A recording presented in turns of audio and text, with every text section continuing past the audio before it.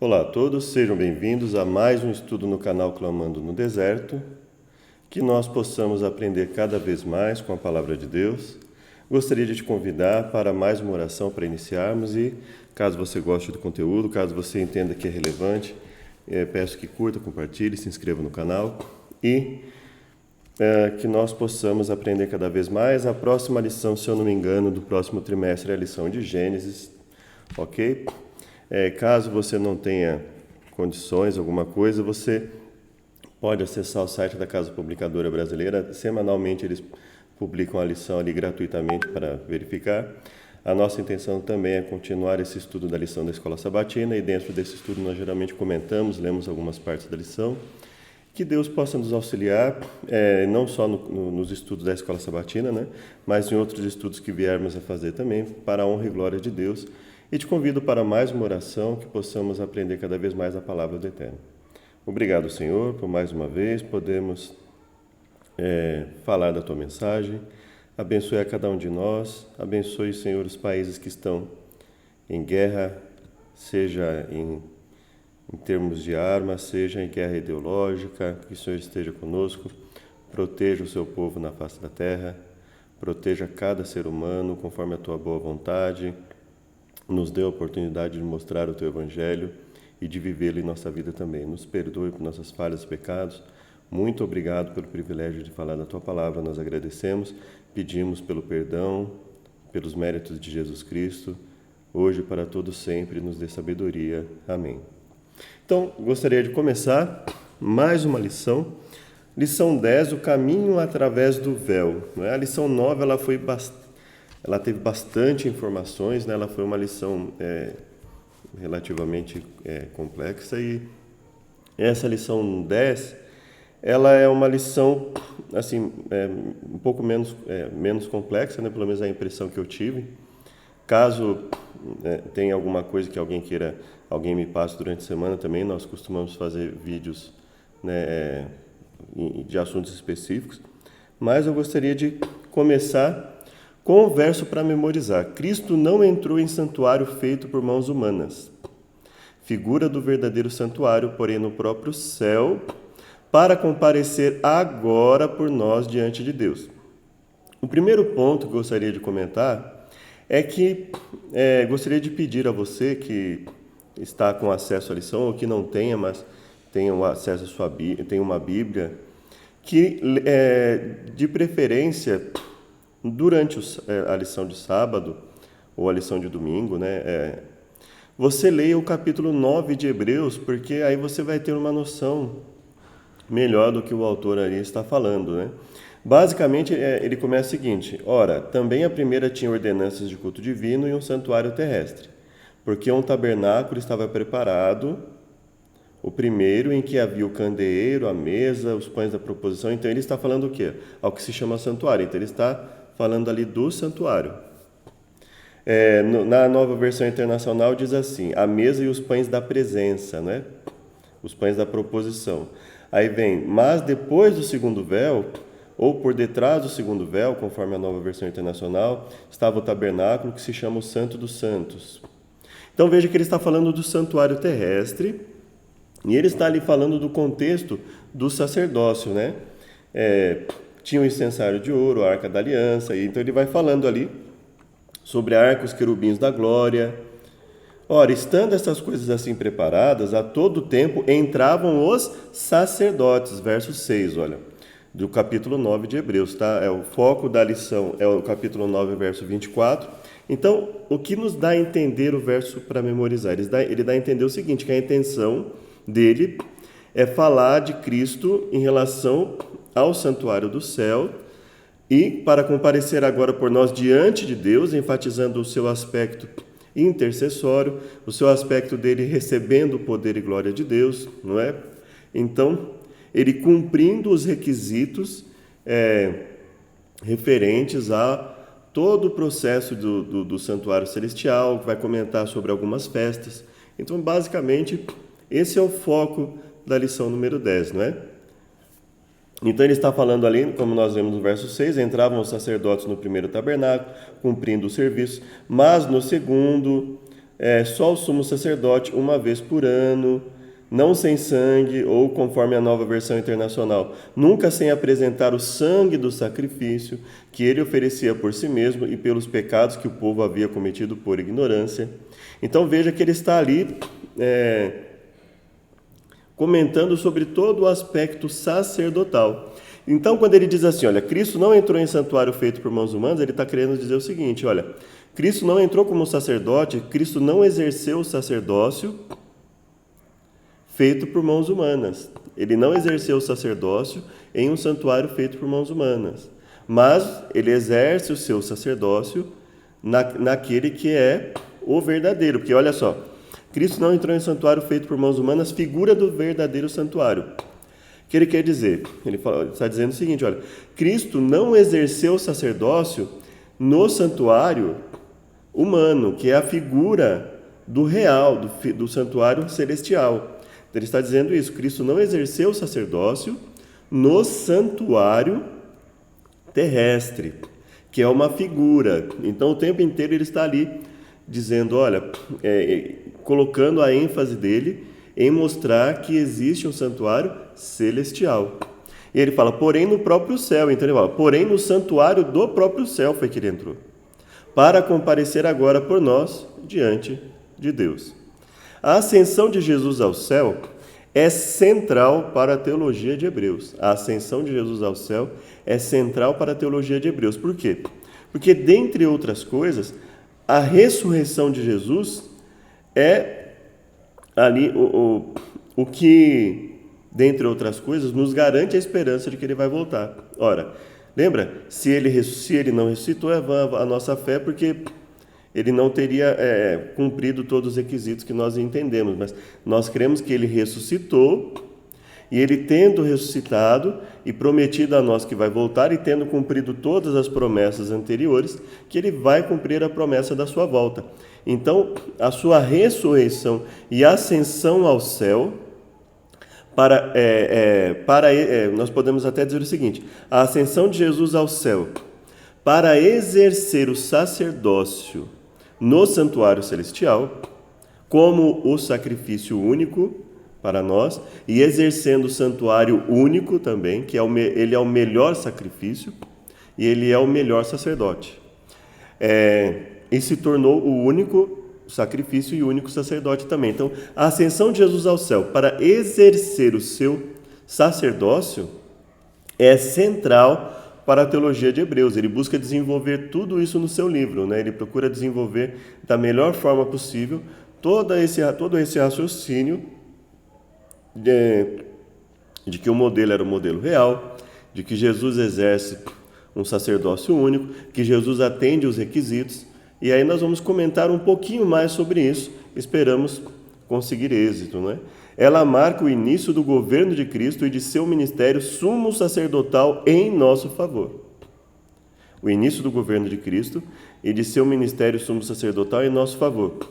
O governo em relação ao resgate da terra, ao resgate do planeta. No momento que Jesus morre e ressuscita e ascende ao céu, basicamente o que? A garantia que o autor desenvolve o seguinte raciocínio, olha, foi oferecido uma garantia, já existiu uma garantia. No momento em que é falado para Moisés, segundo o modelo que te foi mostrado no monte, ele já fala, olha, nós já subentendemos que já existiu uma garantia. E o que funcionaria aqui na terra seria um modelo de algo que viria a acontecer no futuro. E aí Jesus veio e ele efetiva essa garantia pela sua morte. E aí, a partir daí, nós temos o quê? Jesus resgatando o ser humano para a possibilidade de salvação e uma vida eterna, né, com Deus, desde que aceite a Jesus como seu Salvador. Pessoal, existem alguns pontos aí né, que não caberiam no comentário agora dessa lição, mas basicamente nós entendemos o quê? Que Jesus ele consegue isso nesse momento, né? Ele consegue efetivar, essa garantia é apresentada, essa garantia que foi dada e que foi mantida através dos sacrifícios dos animais feitos pelos seres humanos. Jesus vai e efetiva quando ele mesmo se oferece, e aí então ele ressuscita e exerce o sacerdócio no santuário celestial em nosso favor. Finalmente, e mais importante, sua ascensão marca a inauguração da nova aliança. Lembre que nós comentamos sobre a nova aliança em algumas lições, inclusive na lição 9, não é? Que basicamente a nova aliança ela tem vários aspectos exatamente semelhantes, iguais até, à aliança antiga, ou se você preferir, as alianças antigas, mas basicamente nós temos um ponto em comum antes de Jesus. A aliança era baseada no sangue de animais e era oferecida pelos próprios seres humanos, o sacrifício. A partir de Jesus, nós temos a aliança baseada no sangue de Jesus, já derramado, e no seu próprio sacerdócio. Então, nós não precisamos mais oferecer sacrifícios, derramamento de sangue. O derramamento de sangue ele ocorre uma só vez. E aí a Bíblia aborda o seguinte, olha, nós somos o sacrifício vivo de Deus, mas sempre fomos, né? O ser humano não passou a ser o sacrifício vivo em que sentido? No sentido de se oferecer como a si mesmo como uma oferta, pelo desenvolvimento dos dons, pela vivência conforme a vontade de Deus, por divulgar a mensagem de Deus. Nós somos, então, uma carta viva às pessoas, o sacrifício vivo, santo e agradável a Deus, que é o nosso culto racional, um culto em que nós refletimos, uma adoração em que nós refletimos sobre o caráter de Deus e buscamos desenvolver, através da obediência às instruções de Deus, esse caráter, um caráter puro, um caráter de amor, um caráter de empatia, um caráter de auxílio aos necessitados, um caráter de amar a Deus sobre todas as coisas, ao próximo como a nós mesmos, de forma, de fato, através de ações efetivas, né? Então, basicamente, ele marca a inauguração dessa aliança, de uma aliança nova ou renovada, porque basicamente o que nós temos que entender é o seguinte, os componentes da aliança, com exceção da renovação no santuário, nós temos alguns pontos que não necessariamente mudaram por causa da mudança do sacerdócio, mas tiveram outros motivos, mas que efetivamente podem ter ali sofrido uma influência dessa mudança de sacerdócio. Mas nós temos que ter em mente que, veja, a essência que sem derramamento de sangue não há remissão de pecados, ela permanece. Outras coisas, como nós comentamos, também permanecem. Então, basicamente, em muitos aspectos, houve uma renovação. Em outros aspectos, houve uma mudança, assim como santuário, sacrifício, não é? O sacerdócio. Mas, em relação a outros pontos, muitos pontos relacionados à lei, eles permanecem, não é? Esses pontos referentes, por exemplo, ao aspecto relacionado ao santuário, como nós comentamos, houve uma mudança nesse sentido, né? Jesus assume todo esse papel. Mas em muitas coisas, a própria aliança ali em Jeremias, ela mostra para nós que Deus ele está dizendo o que para nós? Olha, eu mantenho a minha aliança com vocês, eu mantenho a minha promessa. Então, quando marca a inauguração da nova aliança, basicamente marca o quê? Marca ali a confirmação da promessa de que ele nos manteria ali com ele, sendo o nosso sacrifício, sendo o nosso sacerdote, em que nós podemos chegar e pedir perdão por nossas falhas e pecados, pelo sangue de Jesus, uma vez derramado para sempre, conforme foi enfatizado nas outras lições, conforme é enfatizado no livro de Hebreus, não é? Que proveu os meios pelos quais podemos nos aproximar de Deus com ousadia mediante a fé, privilégio obtido por meio dos méritos de Cristo e de sua justiça.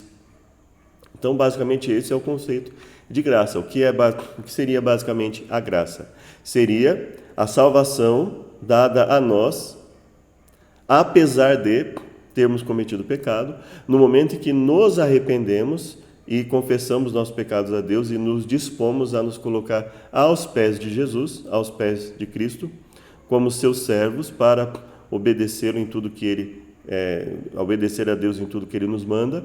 No momento que nós nos oferecemos, Deus considerando essa fé, essa confiança no poder de Deus para mudar a nossa vida, confiando nessa promessa de que Ele nos resgatou, então Ele nos concede essa salvação, não é? Vamos lá então em domingo, dia 27 de fevereiro, Jesus diante do Pai. Leia Hebreus 9, 24. De acordo com essa passagem, qual foi o propósito da ascensão de Jesus ao céu? E aí eu coloquei aqui então os versos 23 e 24, nós já comentamos uma boa parte no sábado, né? E vamos ler novamente. De sorte que era bem necessário que as figuras das coisas que estão no céu assim se purificassem, ou seja, as figuras, ou seja, de forma que era necessário que o santuário terrestre se purificasse com todo o trâmite que Deus estabeleceu de purificação do santuário terrestre. Mas as próprias coisas celestiais se purificassem com sacrifícios melhores, que nós lembramos que é o quê? Com o sacrifício de Jesus. E aí então Cristo não entrou no santuário feito por mãos humanas como sacerdote, não é? Porém no mesmo céu. Então nós temos já propósito da ascensão de Jesus, dentre outras coisas, apresentar-se ao Pai, confirmar a sua realeza, não é? Confirmar ali a validade do seu sacrifício. E também ele entra diante do Pai. Veja que o capítulo 9, ele está enfatizando o sacerdócio e os sacrifícios, né? Então ele fala, olha, ele entra para comparecer por nós perante a face de Deus, ou seja, ele entra para exercer o sacerdócio. Então, um dos propósitos da ascensão de Jesus ao céu, um deles foi exercer o seu sacerdócio.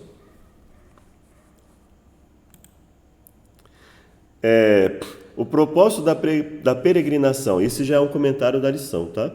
O propósito da peregrinação até Jerusalém era apresentar-se diante da face de Deus.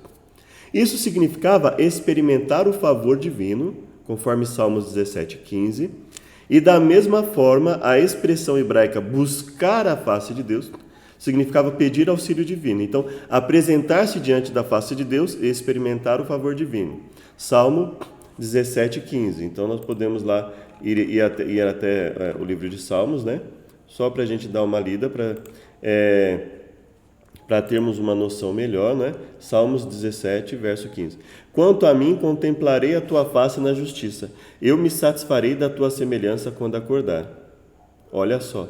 Vamos ler o verso 14? Dos homens com a tua mão, Senhor, dos homens do mundo, cuja porção está nesta vida, e cujo ventre enches do teu tesouro oculto, estão fartos de filhos e dão seus sobejos às suas crianças. Então ele está falando o quê aqui? Ele está falando sobre os favores que Deus concede aos seus filhos, os benefícios, as bênçãos que Ele concede aos seus filhos. E aí ele complementa, quanto a mim, feita a justiça, verei a tua face. E quando despertar, na Nova Versão Internacional, ficarei satisfeito ao ver a tua semelhança. Então veja que ele está abordando o caráter de Deus em relação às suas misericórdias, aos seus benefícios e à sua justiça. A sua justiça mostrando que, olha, o Senhor realmente é justo naquilo que faz, né? Deus é justo naquilo que faz para nós. E buscar a face de Deus, pedir auxílio divino. Então você busca a face de Deus pedindo auxílio divino e você se apresenta diante da face de Deus recebendo o auxílio divino. Em Hebreus, esse é o sentido da ascensão de Jesus. Ele ascendeu a Deus com o melhor sacrifício, o sacrifício perfeito, e como nosso precursor, conforme Hebreus 6, 19 e 20. Vamos ler lá Hebreus 19 e 20. É importante que nós leamos essas passagens porque elas nos ajudam a entender o raciocínio do autor, inclusive, que ele desenvolveu nos seus comentários, né?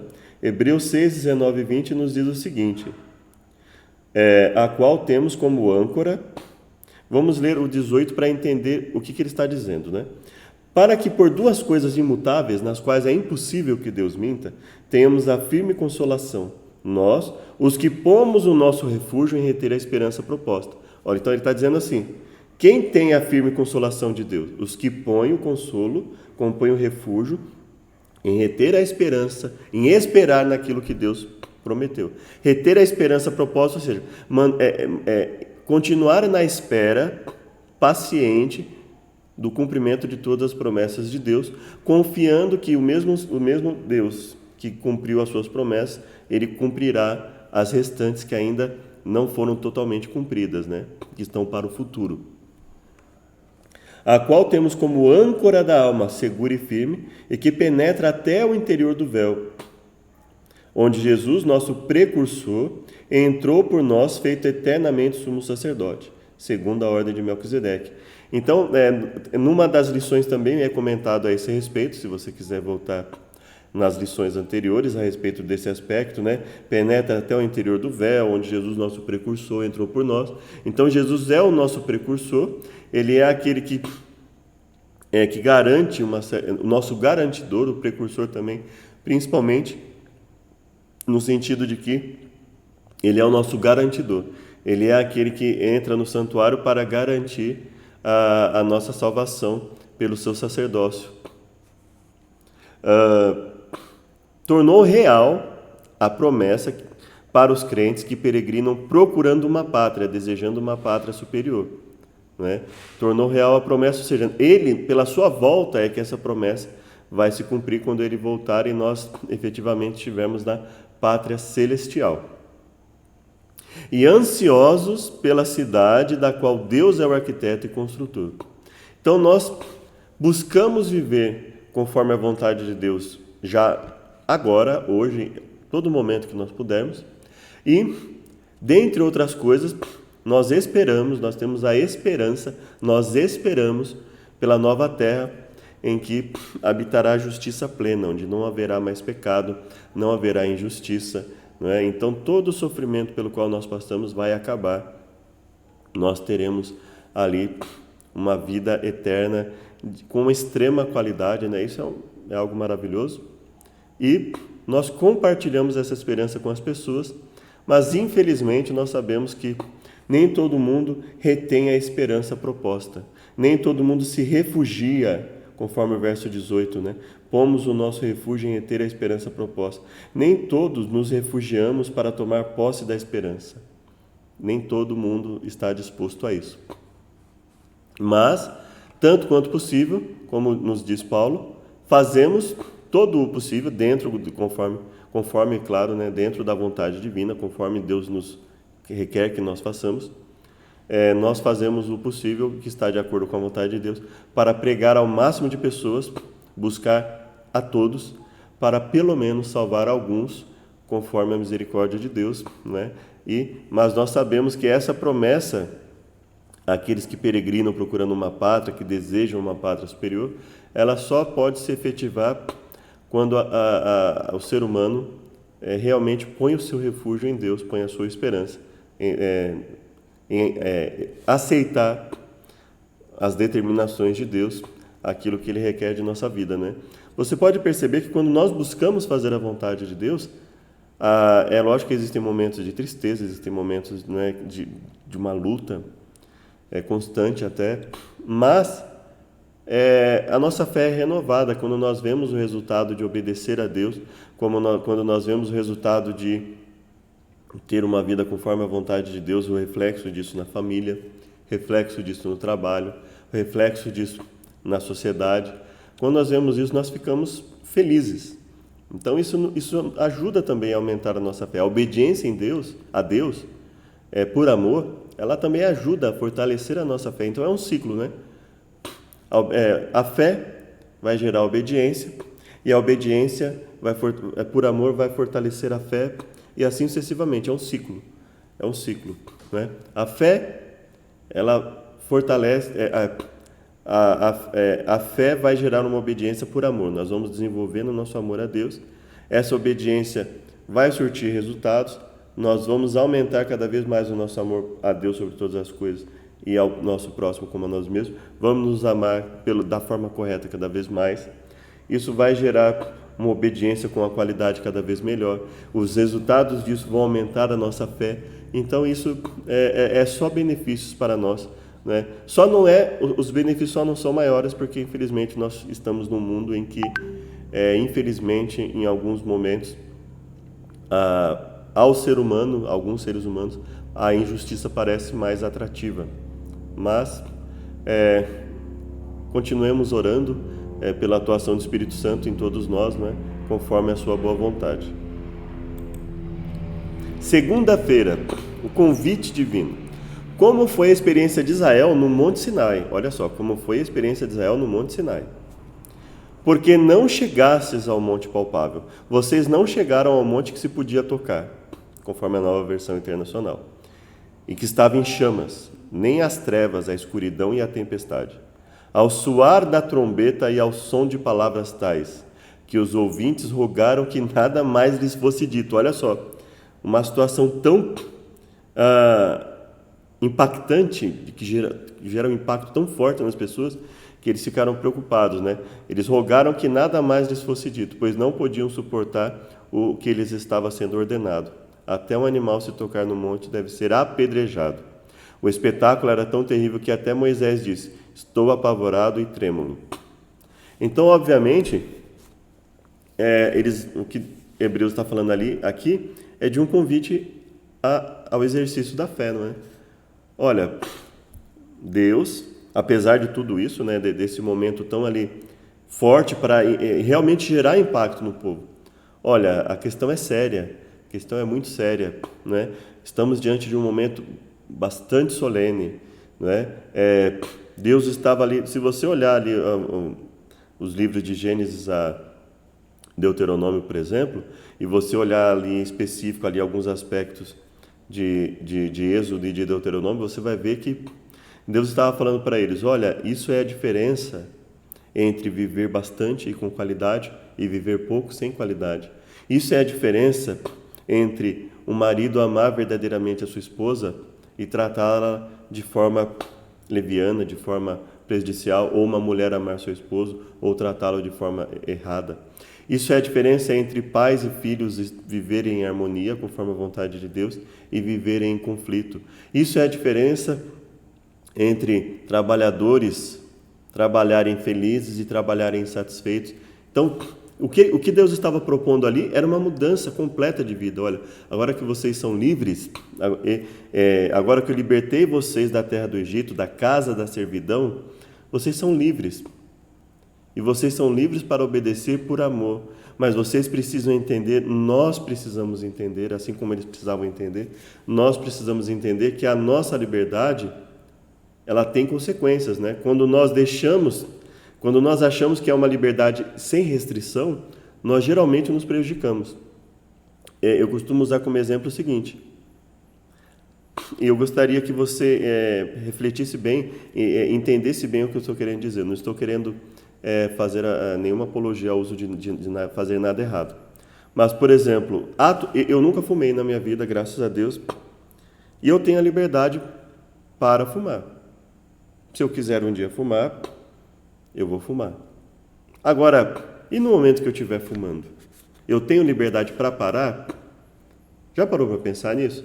No momento que alguém se vicia no vício do cigarro, ou da bebida, ou de qualquer outra coisa, percebe que a liberdade dela fica bastante restrita?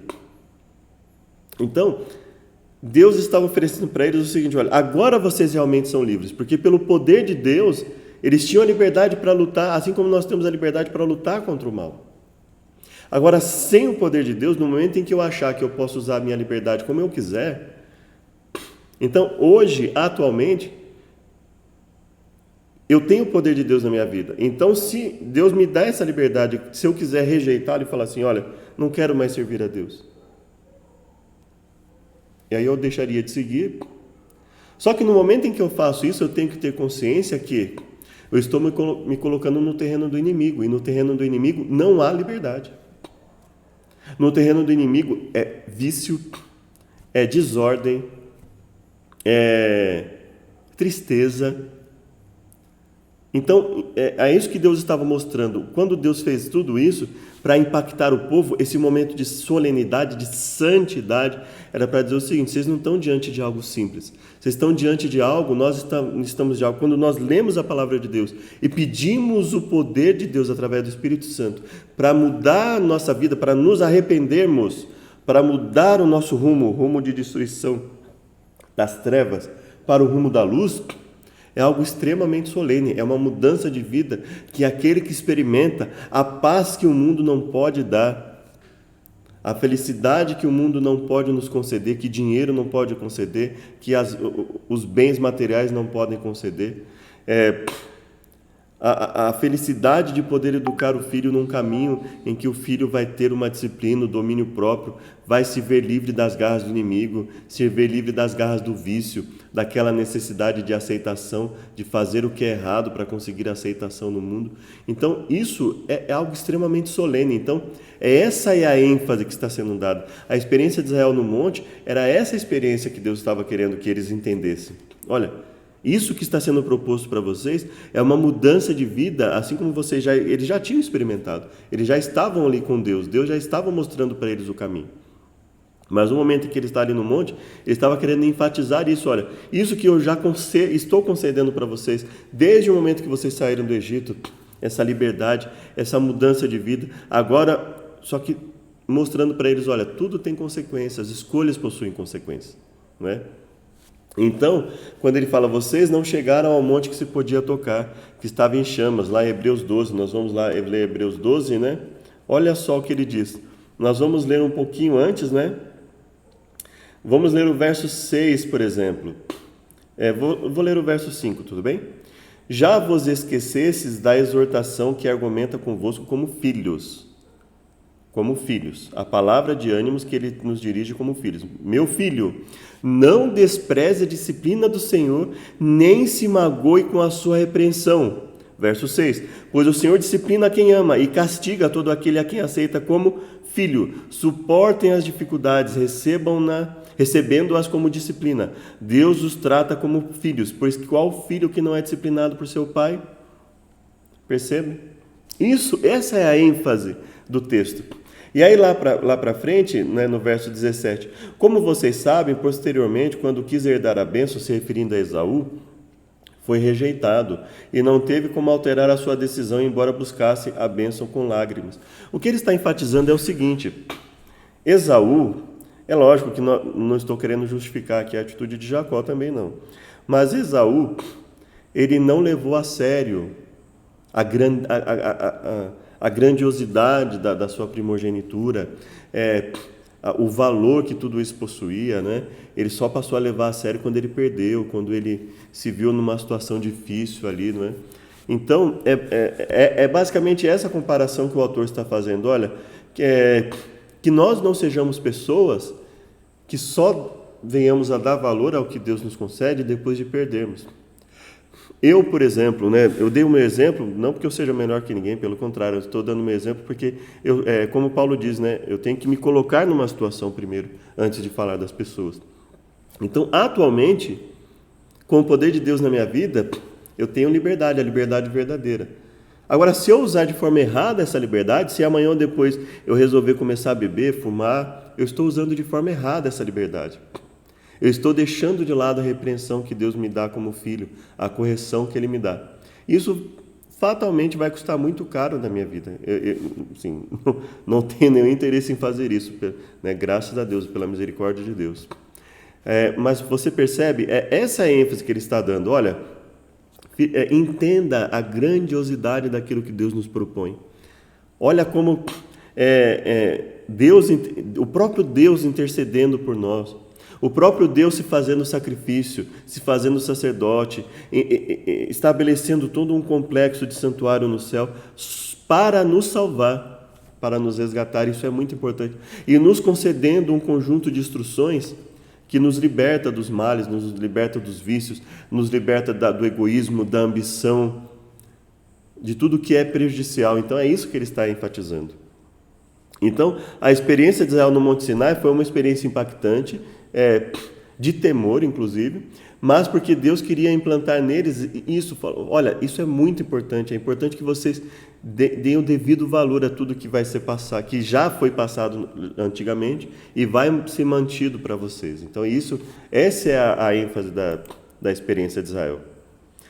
Ele, no caso se referindo a Deus, queria que tivessem a experiência que Moisés e os líderes do povo teriam quando subissem o monte e vissem Deus e comessem e bebessem em sua presença. Né? Nós já vimos a questão de comer e beber, né?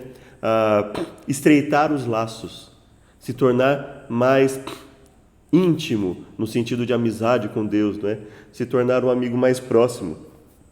Então Deus os chamou para ter uma amizade, um relacionamento mais próximo com Ele.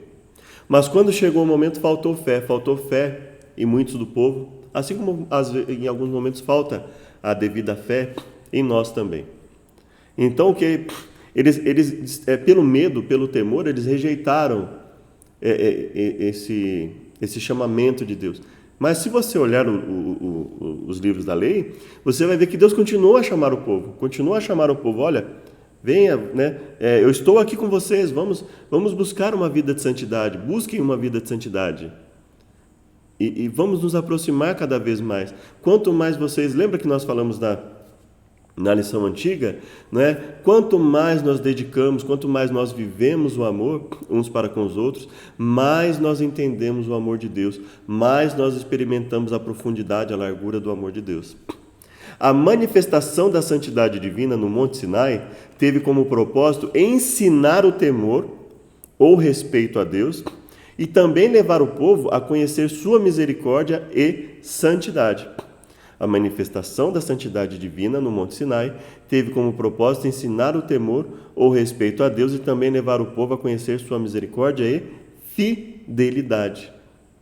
Então, ensinar o temor no sentido de respeito, mas até entender a grandiosidade de tudo aquilo ali e levar o povo a conhecer sua misericórdia e fidelidade, ou seja, olha, esse Deus maravilhoso, esse Deus tremendo, esse Deus impactante é quem está nos oferecendo a verdadeira liberdade.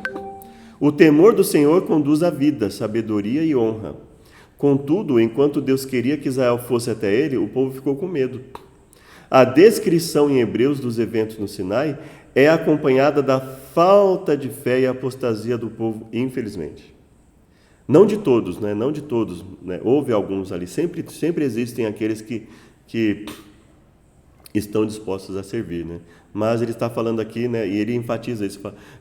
Não foram os desobedientes lá que prejudicaram, aqueles que se rebelavam a Deus, aqueles que se negavam a buscar uma vida de fé diante de Deus, não é? A apostasia do povo com o bezerro de ouro e como temia encontrar-se com Deus por causa do seu pecado. Existe se eu não estou enganado, é João que diz, né, que muitas vezes aqueles que estão nas trevas, eles têm medo de ir para a luz, porque no momento que eles forem para a luz, os seus pecados ficarão evidentes. Só que ali não é necessariamente vai ficar evidente para as outras pessoas também, porque ele vai mudar de vida, né? Por exemplo, eu tenho que ser honesto comigo mesmo, né? Nós temos que ser honestos conosco. Quando nós buscamos a luz e nós nos deparamos com a luz de Deus e vemos o nosso pecado, nós temos que ser honestos. Não, isso aqui é errado, né? Olha, isso aqui não pode ser feito, tá? Mas você fazia. Não, eu fazia, mas era errado e continua sendo errado, então nós temos que parar com isso. Eu fazia, mas não quero mais fazer, não vou mais, não. Vou lutar contra isso.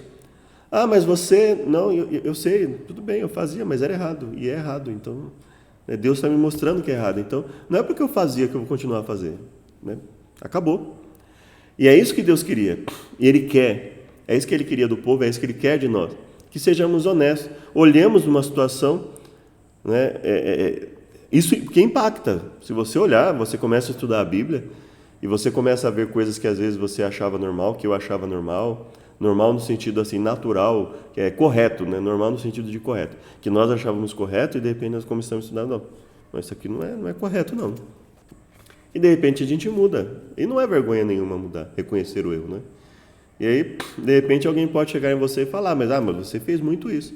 Não, eu fiz, mas é errado, agora eu não quero mais fazer, agora eu quero viver uma vida com Deus. Não é vergonha nenhuma.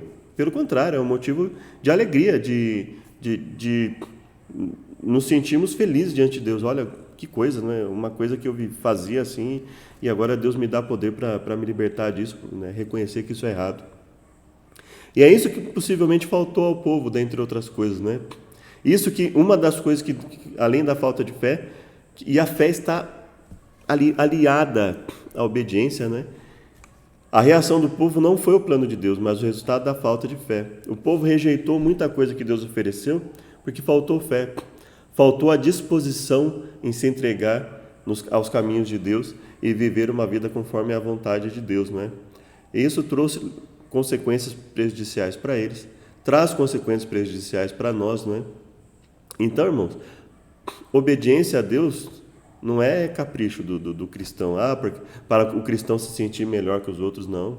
Obediência a Deus é a diferença entre uma vida de paz real e duradoura na vida e uma vida de conflitos, uma vida de consciência prejudicada, uma vida de distúrbios sociais. É a diferença entre bênção e maldição. Essa é a diferença quando nós buscamos a Deus e quando nós não buscamos. Leia Levítico 16 e capítulo 10. Que advertência há nessas passagens? E falou o Senhor a Moisés, depois da morte dos filhos de Arão, que morreram quando se chegaram diante do Senhor. Lembra lá, se você não lembrar, você pode ler o contexto ali em Levítico, né? O contexto que eu digo são os capítulos anteriores, né? Ler a história ali e entender melhor a história, né? E aí Deus disse o seguinte, ele fala para Moisés, olha, dize a Arão, fala para Arão, que não entre no santuário em todo o tempo, para dentro do véu, diante do propiciatório que está sobre a arca, para que não morra, porque eu aparecerei na nuvem sobre o propiciatório.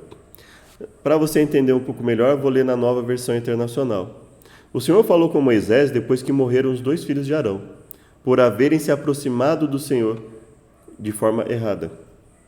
O Senhor disse a Moisés, diga a seu irmão Arão que não entre a toda hora no lugar santíssimo, atrás do véu, diante da tampa da arca, para que não morra, pois aparecerei na nuvem acima da tampa. Então, agora nós vamos, antes de comentar qual é a advertência, nós vamos ler agora o capítulo 10 também, ok? Tendo, pois, irmãos, ousadia... Era Levítico, eu coloquei errado, né? Eu vou ler aqui, eu vou colocar aqui na Levítico 10, para nós lermos, tá, ok? Levítico 10, do 1 a 3. Olha só. Nadab e Abiú, filhos de Arão, pegaram cada um o seu incensário, nos quais acenderam fogo, acrescentaram incenso e trouxeram fogo profano. Profano é o contrário de santo, né? Fogo estranho. A Almeida Corrigida Fiel trata como fogo estranho. A Nova Versão Internacional traduz como profano. É o contrário de santo. É o contrário, quer dizer, contrário às instruções de Deus, sem que tivessem sido autorizados. Então saiu fogo da presença do Senhor e os consumiu. Morreram perante o Senhor. Moisés então disse a Arão, foi isso que o Senhor disse, aos que de mim se aproximam, santo me mostrarei. À vista de todo o povo glorificado serei. Arão, porém, ficou em silêncio, né? E assim, é completamente compreensível porque Arão ficou em silêncio, né? É um trauma, né? Você vê um filho passar por uma situação dessa, é um trauma para um pai, né? Então, Arão ali é completamente compreensível o silêncio de Arão diante dessa situação, né? Uma situação extremamente triste, extremamente grave. E uma das ênfases que esses versos querem mostrar para nós é que nós devemos tratar as coisas santas com respeito. Hoje em dia não cai fogo do céu, Deus não consome as pessoas, mas você deve perceber que, por exemplo, vou dar um exemplo, quando nós, por exemplo, vamos pensar no casamento. Casamento é algo santo, é algo que Deus estabeleceu.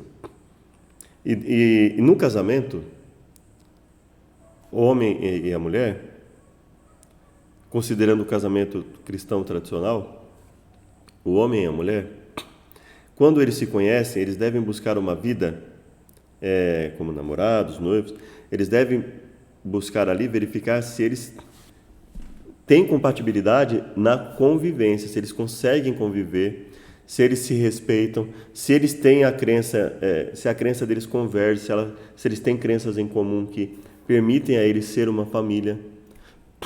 Quando nós invertemos isso, quando nós colocamos o desejo, quando nós colocamos os instintos na frente, e eu acredito que você deve estar entendendo bem o que eu estou querendo dizer. Quando nós colocamos o desejo físico à frente numa relação de casal e enxergamos ali o casamento como algo sem importância, o importante é satisfazer os desejos físicos, existem momentos que nós acabamos pagando caro por isso, né? Eu acredito que você já deve ter visto isso em alguns casais, em alguns casos, né, alguém que esteja ouvindo já deve ter vivenciado isso, infelizmente, quando nós nos deixamos em uma determinada circunstância em que o corpo, a carne, o instinto fala mais alto. E aí, às vezes, nós pagamos caro por isso, né? Quando nós não refletimos. Um exemplo bíblico disso é o caso de Salomão, né? Salomão teve diversas mulheres, concubinas, esposas, e aí ele fala, né? Olha só que interessante. Um homem que teve várias mulheres, ele fala assim: vã é a beleza, e enganosa a formosura, mas a mulher virtuosa, quem a achará? Isso vale também, obviamente, em relação ao homem. O homem virtuoso, quem o achará? Ou seja, o que ele está querendo dizer? Olha, vale mais a pena você buscar uma pessoa, virtuosa, segundo o coração de Deus, segundo a vontade de Deus, do que você ter várias pessoas apenas por desejo. Isso vai causar sofrimento, isso vai causar desilusão. Ou seja, quando é só um exemplo, né? É só um exemplo assim, em comparação. Eles consideraram a santidade do que Deus colocou de forma leviana, de forma comum. Não é tão importante assim. E eles pagaram caro. E às vezes nós pagamos caro por isso. Eu coloquei o exemplo do casal, mas poderia ser vários outros exemplos em relação a qualquer mandamento. Quando eu considero qualquer das instruções de Deus, quando Ele fala em qualquer dos seus mandamentos, e nós pegamos algum desses mandamentos e consideramos de forma comum, de forma... não tem tanta importância assim. Geralmente nós pagamos caro. Não porque Deus seja mau, não, pelo contrário, porque a consequência do nosso próprio ato, ela vem, né? Então a advertência nessas passagens é que nós devemos dar o devido valor àquilo que Deus nos concede, dar o devido valor à morte de Jesus, dar o devido valor à sua intercessão por nós, dar o devido valor ao fato de Ele ser o nosso precursor, aquele que é a nossa garantia, dar o devido valor a tudo que Deus fala, entender que Deus nos dá as instruções. Olha, cuidado com os métodos que você vai evangelizar, cuidado com os métodos de educação dentro e fora de casa, cuidado com o que vai fazer com que você se una a uma pessoa, seja em uma sociedade comercial, seja em um casamento. Cuidado com as normas que você vai implantar na igreja com o fim de alcançar mais pessoas. Cuidado com as atitudes que você tem, que eu tenho no dia a dia, quando estamos sozinhos. Quando nós temos alguma autoridade diante de outras pessoas, ou quando nós estamos sujeitos à autoridade de alguém. Cuidado como nós vamos agir, né? Não nos vendermos, não nos deixarmos corromper por uma ambição, por um desejo, por um medo. Então, é basicamente a advertência que ele dá. As coisas de Deus são santas por um propósito prático, por um propósito específico. Toda vez que o povo deixava de lado a santidade de Deus, ele ia para a idolatria, as atitudes erradas, se tornava uma vergonha diante dos outros povos, se destruíam entre si. Então é isso, essa é a advertência que eu entendo nesses versos. Hebreus 10, 19 a 22. Que convite há nessa passagem? Tendo, pois, irmãos, ousadia, confiança, conforme a Nova Versão Internacional, plena confiança, para entrar no santuário, para entrar no Santo dos Santos, pelo sangue de Jesus, pelo novo e vivo caminho que Ele nos consagrou, pelo véu, isto é, pela sua carne, e tendo um grande sacerdote sobre a casa de Deus, Então ele fala assim, olha, tenhamos plena confiança em Deus, pois um grande sacerdote sobre a casa de Deus, nós temos Jesus Cristo, que é o grande sacerdote. E ele fala, sendo assim, tendo em mente que nós temos Jesus, que é o sacerdote perfeito, que é o melhor sacrifício, que é aquele que por um único sacrifício, por um sacerdócio que não se acaba, está ali, que fez tudo isso por nós, que veio, que nos deu uma lição de vida através do seu testemunho de vida, pelos seus ensinos, que morreu por nós. Tendo em vista que nós temos tudo isso, e nós temos o próprio Jesus, que é a ponte entre nós e Deus, é o caminho, a verdade e a vida, não é? É o único caminho, não é? O nome que está sobre todo nome. Tendo isso em mente, tendo em mente a grandiosidade daquilo que Deus nos oferece, nos aproximemos de Deus com o coração sincero, com uma mente sincera e com plena convicção de fé, tendo os corações aspergidos para nos purificar de uma consciência culpada e tendo nossos corpos lavados com água. Purificar de uma consciência culpada. O que é se purificar de uma consciência culpada? É primeiro reconhecer que está errado e segundo, acreditar que Deus pode nos livrar dessa culpa. Só que Deus nos livrar da culpa, irmãos, não é eu continuar fazendo o que é errado sem sentir culpa, não. Isso é o que nós chamamos de consciência cauterizada, uma consciência que já está tão prejudicada pelo mal que ela já não sente mais o erro que está fazendo. Quando o purificar de uma consciência culpada é o quê? É você entender que Deus pode transformar a sua vida, que Deus pode transformar a minha vida e nós vamos nos ver livres daquilo que fazíamos de errado. Lembra quando a Bíblia fala, aquele que furtava não furte mais, antes trabalhe.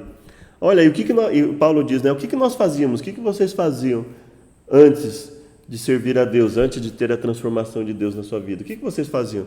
Aí ele fala assim, coisas que causam vergonha. E é isso que ele está dizendo, olha, é nos afastar, nós nos afastamos. Deus nos dá, o poder de Deus ele é tão grande que ele transforma a nossa vida de uma tal forma que aquilo que nós fazíamos errado, nós passamos a ter vergonha de fazer aquilo. Mas nós não ficamos carregando aquela culpa, eu fazia, não. Deus fala, se livre disso. Esqueça, né? É lógico que tem coisa que, dependendo daquilo que nós tenhamos feito, que quando nós percebemos o erro, se nós tivermos ali Deus trabalhando em nós e houver a possibilidade de consertar, nós vamos consertar, é claro, né? Se eu prejudiquei uma pessoa de tal forma que existe condição de eu pelo menos remediar aquilo, eu vou fazê-lo, né? Isso não significa uma consciência culpada, significa um senso de justiça. Fala, não, eu cometi algo errado, prejudiquei alguém, então eu posso consertar, pelo menos em parte, eu vou consertar aquilo. Isso não é uma consciência culpada. Isso é um senso que, quando nós nos tornamos servos de Deus, isso vem na nossa mente, né? Então, isso acontece, né? Então, por exemplo, vamos dar um exemplo. Então, vamos supor que eu coloquei... vamos imaginar, eu tenho minhas filhas aqui em casa e elas cometem algum erro e eu deixo... ou elas não cometem, né? Mas vamos supor que mas vamos pensar assim, né? Elas fazem algo que eu não gostei, eu deixo elas lá uma semana de castigo, sei lá, sem assistir alguma coisa, sem acesso a alguma coisa. E aí, de repente, eu penso assim, bom, eu acho que no momento que eu fiquei nervoso com elas, né, acho que eu me excedi, eu fui muito ríspido, fui muito rígido. Então, eu consigo consertar isso em parte? Consigo, né, ir lá, pedir perdão.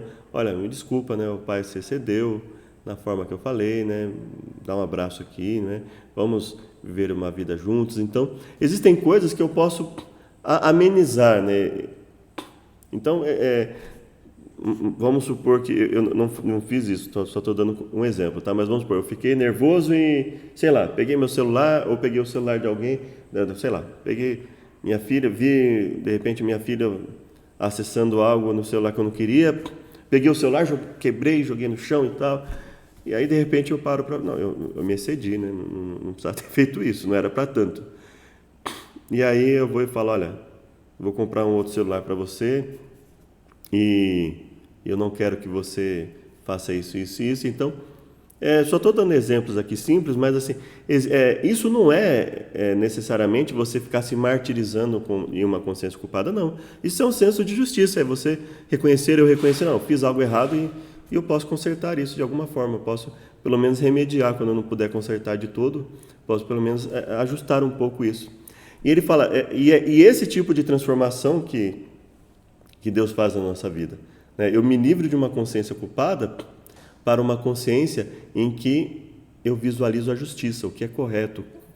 Qual é a vontade de Deus em relação a isso? E essa é a mudança que ocorre na nossa vida. A expressão novo e vivo contrasta com a descrição da antiga aliança como algo antiquado e envelhecido. É a nova aliança aquela que providenciou o perdão dos pecados, colocou a lei em nosso coração. Lembra que nós falamos que o perdão dos pecados já existia, colocar a lei em nosso coração já existia. Então, basicamente, tudo isso é o quê? É Deus confirmando que Ele vai manter tudo aquilo que Ele já concedeu ao ser humano desde sempre, Ele vai continuar concedendo aos seres humanos. Que possibilita nos aproximarmos de Deus com confiança, não por nosso mérito, mas apenas pelo que Jesus fez por nós. Ele cumpriu tudo, né?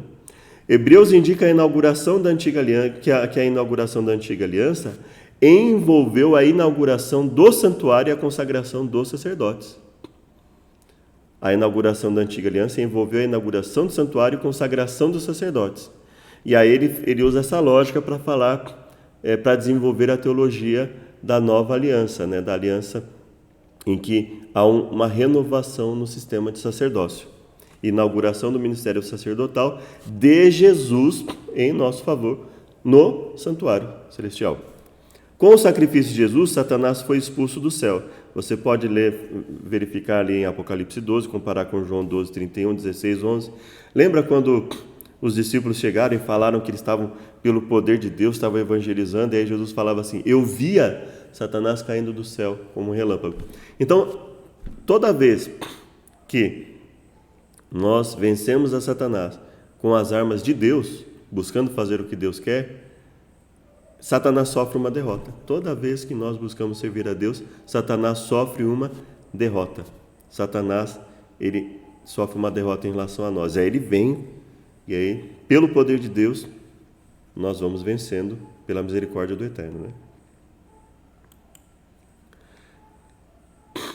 Mas Hebreus 12, 22 a 24, né? Em que sentido chegamos a Jerusalém celestial na presença de Deus?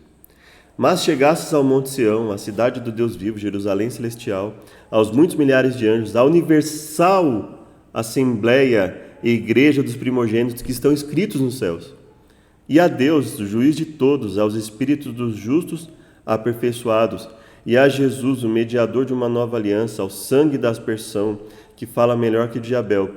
Então ele está basicamente dizendo o seguinte, olha, hoje nós temos uma compreensão de tudo isso que é muito melhor. Por mais bênçãos que nós pensemos na Jerusalém terrestre, a Jerusalém celestial é melhor.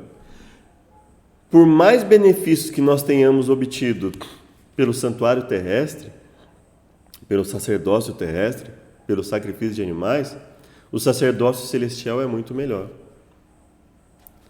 Então, por mais benefícios que nós encontremos na vida nessa terra, a vida no porvir é muito melhor. A esperança de uma nova vida de imortalidade, né, através da ressurreição, ou aqueles que estiverem vivos, pela transformação do entendimento, pela transformação do corpo, pela glorificação, isso é muito melhor.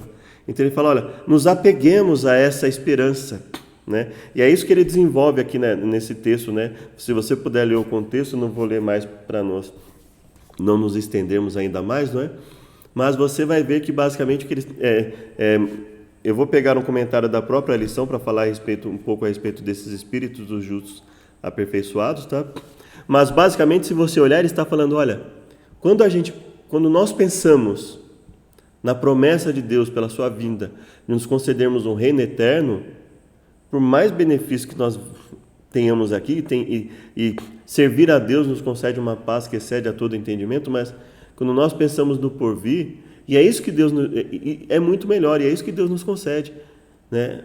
Quando nós pensamos no perdão de Jesus, então Ele quer que nós olha como o perdão de Jesus é grandioso. Olha como o ministério de Jesus é grandioso. E tendo essa esperança na salvação em Jesus, nós fortalecemos a nossa esperança no mundo vindouro, que vai ser um mundo muito melhor, sem comparação com o que nós vivemos aqui. A Jerusalém celestial pertence ao reino das coisas que se esperam e não se veem, mas que nos são asseguradas mediante a fé. Também chegamos ao Monte Sião na própria presença de Deus por meio de nosso representante, Jesus. Por meio dele, provamos o dom celestial, provamos a boa palavra de Deus e os poderes do mundo vindouro. A realidade da ascensão, a ascensão quando Jesus subiu ao céu, ascendeu, e do ministério de Jesus no santuário celestial, é a âncora da alma, segura e firme, ou seja, pela confiança que nós temos na ressurreição e no trabalho de Jesus, confiando no caráter dele, que ele cumpre as suas promessas, isso é a âncora da alma, segura e firme, é onde nós temos a nossa segurança nos momentos difíceis, principalmente. A garantia de que as promessas têm substância e são confiáveis, ou seja, elas são reais, elas têm um conteúdo maravilhoso para a nossa vida, uma mudança maravilhosa que nos é prometida, e elas são confiáveis, ou seja, nós podemos acreditar que isso vai se cumprir no futuro, independente de qual seja esse futuro. Para nós, a fé tem uma âncora histórica. Nada temos a temer quanto ao futuro, a não ser que nos esqueçamos da forma como Deus atuou, como Ele agiu, como Ele libertou, transformou, auxiliou as pessoas no passado e a nossa própria vida passada. Quando nós comparamos tudo que vai acontecendo na nossa vida, como nós vamos nos desenvolvendo, né, na medida que nos colocamos aos pés de Deus, a tendência é que a nossa fé aumente, né? O tabernáculo de Deus descerá do céu e viveremos com Ele para sempre. Então, essa é uma lição bastante dinâmica nesse sentido, né, de nos aumentar a nossa confiança. E lembra que nós comentamos lá numa lição passada que o autor de Hebreus ele fazia uma alternância entre advertência e promessa, né, e fala, olha, Deus nos adverte, mas Ele também nos concede algo que fortalece a nossa fé. Então é basicamente isso, né? Essa alternância que nós vemos nas lições. A lição passada nós vimos algumas advertências fortes, nessa lição também, mas nessa lição nós vemos que a ênfase está bastante na questão de confiar nas promessas de Deus, né? Alternar, né? Nos colocar no devido lugar, né? Pé no chão, vamos entender, nós somos pecadores, nós precisamos da misericórdia de Deus, do poder de Deus transformando a nossa vida. Olha, entendeu isso? Entendeu nossa condição? Entendeu o poder de Deus, que o poder de Deus pode nos transformar? Entendeu que nós temos que levar a sério as coisas de Deus? Ótimo. Então vamos meditar nas promessas de Deus, na grandiosidade do que Deus fez e faz por nós. Ellen White agora, né, nós vamos ler um pouco, Atos dos Apóstolos. Para seus seguidores, a ascensão de Cristo ir ao céu, foi um sinal de que estavam para receber a bênção prometida. Ao atravessar os portais do céu, Jesus foi entronizado em meio à adoração dos anjos. O derramamento do Espírito no Pentecostes foi um anúncio do céu de que a investidura do Redentor havia sido concluída. Foi ali, olha, Pentecostes, olha, a confirmação de que o Espírito Santo ali continuaria com o povo, descendo na sua plenitude, dando poder, servindo de sinal aos incrédulos e também, né, com os dons servindo de sinal também aos fiéis. O sinal de que ele, como sacerdote e rei, Jesus, né, havia recebido todo o poder no céu e na terra, tornando-se o ungido que governaria seu povo. Ele era seu amigo e irmão mais velho. Revestiam suas ideias com linguagem convincente quando testificavam dele. Então veja, essa relação que Deus quer ter conosco, uma relação de amigo, de irmão mais velho, no sentido daquele irmão que nos aconselha, olha, você está no caminho errado, vem para cá, vamos fazer a coisa certa, né? Aquele irmão que protege, sabe, aquele irmão que quer proteger, né? Isso que ele quer, é assim que ele quer que nós nos sintamos com ele, né? Uma relação de família, mas uma relação de respeito. Olha, Não jogue tudo isso fora. Olha, quantos benefícios que nós temos. Não vamos jogar isso fora por causa de uma aventura, por causa de um desejo, por causa de uma arrogância, de um orgulho. É isso que basicamente ele quer nos transmitir, né? Falando ali sobre os espíritos dos santos, dos justos aperfeiçoados, né? O substantivo espíritos ou espírito tem 3 usos diferentes na carta aos Hebreus. Primeiro, espíritos é usado para designar anjos que são espíritos ministradores. Então, espíritos ministradores, né? Anjos como espíritos ministradores. Segundo, espírito designa o Espírito Santo, que nos dá dons. Terceiro, se refere a seres humanos vivos. Da mesma forma, quando Paulo, ou o autor de Hebreus, como você preferir, falou a respeito da disciplina de Deus sobre seus filhos, ele disse: tínhamos os nossos pais humanos que nos corrigiam e nós os respeitávamos. Será que então não nos sujeitaremos muito mais ao Pai espiritual?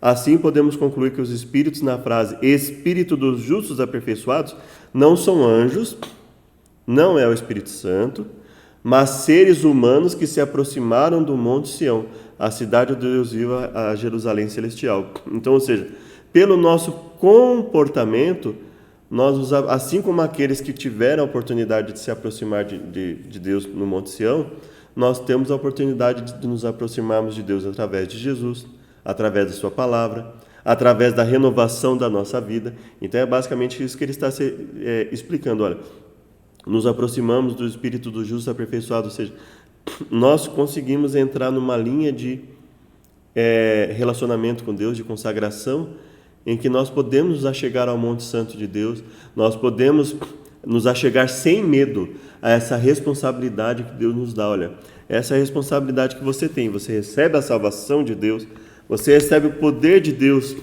na sua vida, através da sua palavra, através do Espírito Santo, através de uma transformação. Ele fala assim: use com bastante responsabilidade isso que você está recebendo e use sem medo, mas com respeito, com cautela, com cuidado, reconhecendo o que nós somos pequenos e que Deus é o Todo-Poderoso. É isso que nós temos que ter em mente.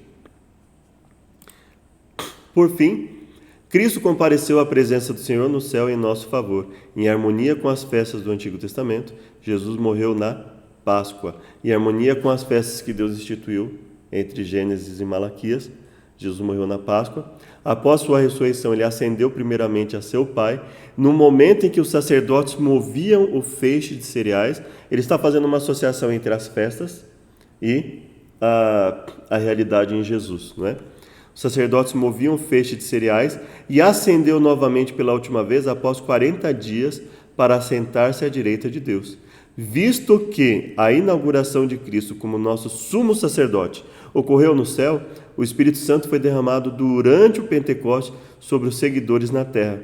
Então, ali no momento da festa do Pentecoste, Deus usou o momento em que várias pessoas estavam ali e ele deu mais um sinal de que ele tem todo o poder. E isso aumentou, obviamente, a confiança dos discípulos que Deus tem poder suficiente para fazer com que esse evangelho atinja o mundo inteiro, desde que nós confiemos nele. Espíritos na frase Espíritos dos justos aperfeiçoados não são anjos nem Espírito Santo, mas seres humanos que se aproximaram do Monte Sião, a cidade de Deus, a Jerusalém celestial. Então, a Bíblia, nós aprendemos por exemplo e por contraste na Bíblia. Exemplo, quando nós temos momentos em que as pessoas fizeram o que é a vontade de Deus. Contraste é quando nós vemos o que as pessoas fizeram contrário à vontade de Deus e aquilo nos ajuda a refletir. Olha o resultado de desobedecer a Deus, de se rebelar contra Deus. E aí eu falo assim, não, para que eu vou seguir por esse caminho? Não quero seguir esse caminho, não. Quero seguir o caminho de obediência a Deus, né? Honrar pai e mãe, né? E ensinar esse respeito aos filhos, né? Ter uma vida harmoniosa em família, entre familiares, né? Não cobiçar o que é do próximo, me contentar com o que eu tenho e lutar para que eu consiga alcançar coisas conforme a misericórdia de Deus através do trabalho honesto, né? Sem mentir para ninguém, sem atentar contra a vida de ninguém, buscar um relacionamento monogâmico leal, né? Então, basicamente, são esses os pontos. Aqui nós podemos concluir que os justos são aquelas pessoas que vivem pela fé, expressam a sua fé pelos sacrifícios que fazem. Sacrifícios que ele está dizendo aqui é no sentido de não de você se martirizar, é de você se oferecer, de nós nos oferecermos a Deus através do nosso culto, através do nosso testemunho, em palavras, em pensamentos, principalmente em ações, né? Aqueles que buscam se colocar aos pés de Cristo. Espero que tenha sido útil essa lição, esse estudo, que venha nos edificar cada vez mais. Te convido para uma oração final, que Deus nos abençoe. Obrigado, Pai, por mais uma chance de aprendermos a Tua Palavra. Nos abençoe conforme a Tua misericórdia, nos fortaleça, nos auxilie em todas as coisas que fizemos. Nós te agradecemos. Auxilie nesse conflito entre os países, a Rússia e a Ucrânia, e não só entre eles, mas abençoe para que a tua sabedoria venha habitar nos nossos dirigentes e em nós também. Nos dê a tua paz, a tua tranquilidade e a tua sabedoria, o teu entendimento para entendermos tudo o que está acontecendo. Em nome de Jesus, nós te agradecemos e pedimos hoje para sempre. Amém. Sejam muito bem-vindos, muito bem-vindas. Até o próximo estudo. Que Deus os abençoe.